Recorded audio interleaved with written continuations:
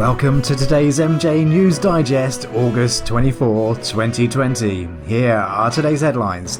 MJ helps BTS break records. Estefan talks Michael. Off the Wall Mini Documentary. MJ Global Meditation, and Hayes remembers Jackson. So our first story is Dynamite by BTS explodes YouTube with record-breaking first day views, and it's thanks in part to Michael Jackson. YouTube is up in flames over Dynamite, the latest track by popular Korean boy band BTS. The song, which premiered on Friday, garnered a stunning 130 million views and counting, with over 98 million within 24 hours, creating a record. It became the #1 trending video and the most viewed YouTube premiere with 3 million plus live concurrent viewers. Interestingly, this is BTS's first English single. The MJ factor, reason why the video is so special. Like every BTS dance number, Dynamite packs in the needed visual grandeur with a lot of VFX. The boys are seen shopping, going out, having snacks and chilling with each other as all of them break into their carefully choreographed steps. Another reason why the video got widely popular so soon is their dance tribute to Michael Jackson. Watch them try the moonwalk. Highlighting their admiration for MJ, Jimin, a member of the band, told reporters he had improvised those MJ steps on the set as they were not part of the choreography. Jackson fans across the world congratulated BTS for remembering the King of Pop through the video. An MJ fan even tweeted, "I honestly think Michael would have just loved it. He would have done, and we love it. Thank you, BTS." And also BTS have just released on their channel on YouTube the alternate version of the video with an extended Michael Jackson dance sequence. Cool. Okay, our next story is from The Mirror, so file this under tabloid glory. Estefan. I'm not going to read the title because it's got nothing to do with Michael Jackson, but this is kind of like a rehash of an interview that they had with her about a week ago. I was going to report about it then, but I forgot. So seeing as though they have rehashed this, I thought I would include it in today's MJ News Digest. Where Estefan mentions Michael. So Estefan says, "I look back at other artists who were at their peak at the same time as me and I feel very sad for them. Whitney Houston died right on the heel of success before her comeback movie, which was going to be phenomenal. Michael Jackson, poor thing, he was doomed. I myself never thought he would make it to 50. There were so many issues. He never had a childhood. He never had a normal life. He was a very sensitive man. And we all know he had his problems, but as an artist, no one will top him. Never." It's interesting because this is obviously coming from Estefan's perspective, and Estefan also didn't live a normal life. Although her life wasn't the same as Michael Jackson's, she was a performer and she had fame thrust upon her, if you like. For us who aren't in the public eye, I think sometimes, especially the general public, just don't get that Michael Jackson did not lead or live a normal life, and that affected him. Our next story is really cool. So it's the Off the Wall Mini Documentary. So this is from Live Times Live, their website, and they have nominated as the Off the Wall as the greatest album ever. Before Off the Wall, or before Thriller, there was Off the Wall. Get the scoop on how it was made when it was released in 1979 and what it set the stage for. It's a really good little mini documentary. It only goes on for about 4.5 minutes. But it's really well put together. Some really good footage, great quality as well, really good sounds, obviously a lot of Michael in here. I think you're going to love this. If you haven't seen this already, I will link this in the description so you can watch the full thing. The greatest album ever this week, Off the Wall by the King of Pop, Michael Jackson.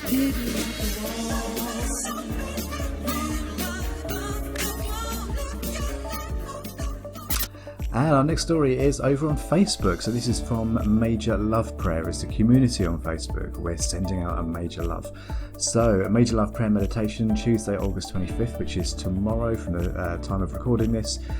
This coming Tuesday, April 25th, we will be uniting worldwide to send out a major love to embrace the world in vibrant, compassionate love, harmony and oneness. So it's a global meditation.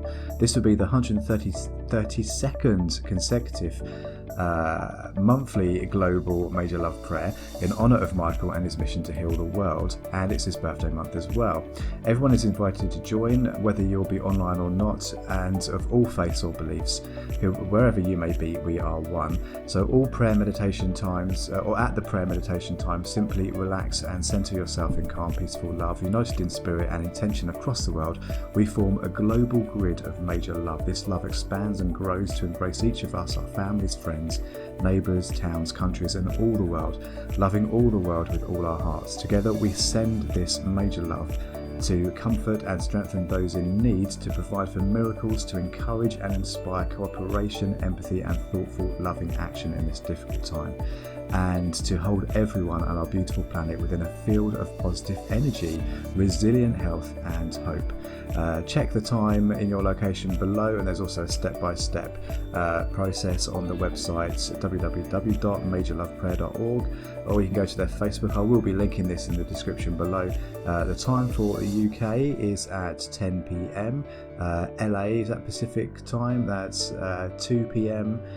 Which is tomorrow. Eastern, where's Eastern Standard Time? Is at 7 p.m. Anyway, check the listings, check the Facebook. I'm definitely going to be doing this at 10 o'clock, and I'll be joining hopefully the thousands, maybe even the millions of people around the world and MJ fans that are going to be meditating on a major love for the world.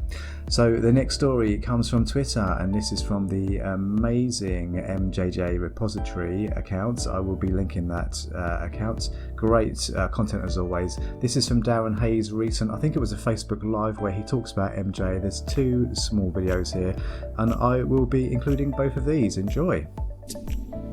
The big concert that I went to was Michael Jackson's Bad concert in 1987, and by the time I saw Michael Jackson live, I knew that that's what I had to do for the rest of my life. I mean, hands down, the greatest performer I ever saw in my life was Michael Jackson in 1987.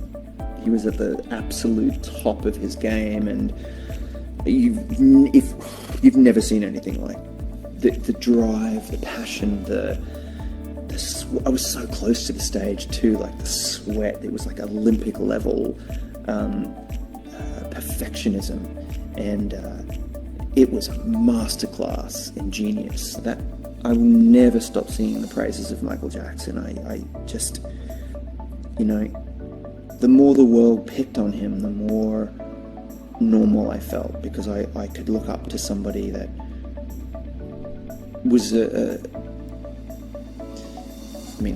I don't relate to the fact that he's a genius, but it inspired me to try harder and work harder, for sure.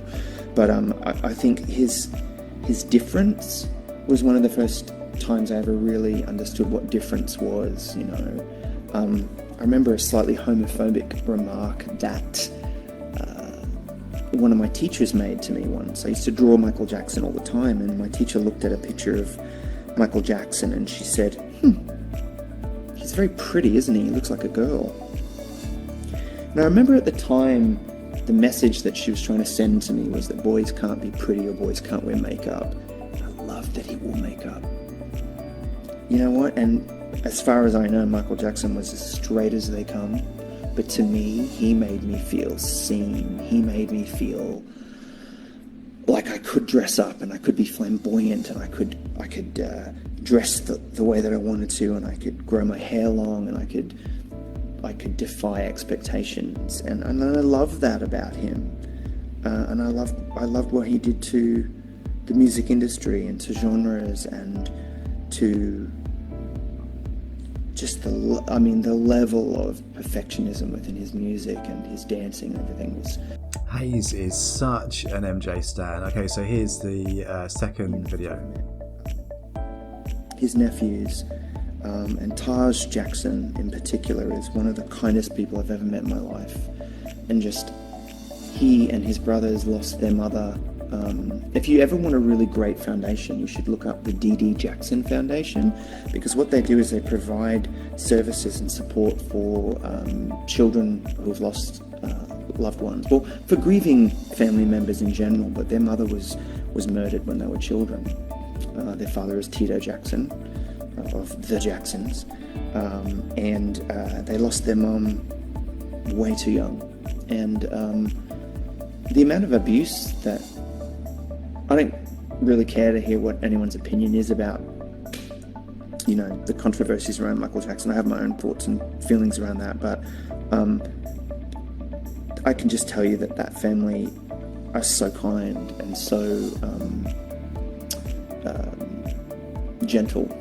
Yeah, he's a sweetheart. You should, if you've got a couple of bucks, look up the Dee Dee Jackson Foundation, because they provide so much help to people who've lost a parent or a loved one. And I'll be linking the Dee Dee Jackson Foundation in the description below, so please check that out. So our final story is our YouTube recommendation of the day, and today it comes from Nalonzo8 Jackson. Did I read that right? I think so. Great channel, really good content. This is an upload of an interview from 1983, but it's in really good quality. And normally, well, most of Michael Jackson's interviews from that era, Michael was quite reserved, but in this interview he's in quite a playful mood. You can tell he's really relaxed and he just seems really happy. I'll play a part of this and link it in the description. At this age, you're 24? 24? 30. 30? No, 20. I love performing. It's I could sleep on stage. I hate leaving the stage. I was raised on stage, and when I'm not on stage, I'm not as happy, and everything seems to be foreign to me or new. And I'm just now beginning to enjoy friendship, which is new for me. Friendship? Mm-hmm. With people other than in show business? Yeah. With ladies? Yeah. Oh, yeah. Is there someone very important in your life at this point? Yes. And that's it for today's MJ News Digest. Thank you so much for watching. I really appreciate it. Please like, comment and subscribe, because the best is yet to come.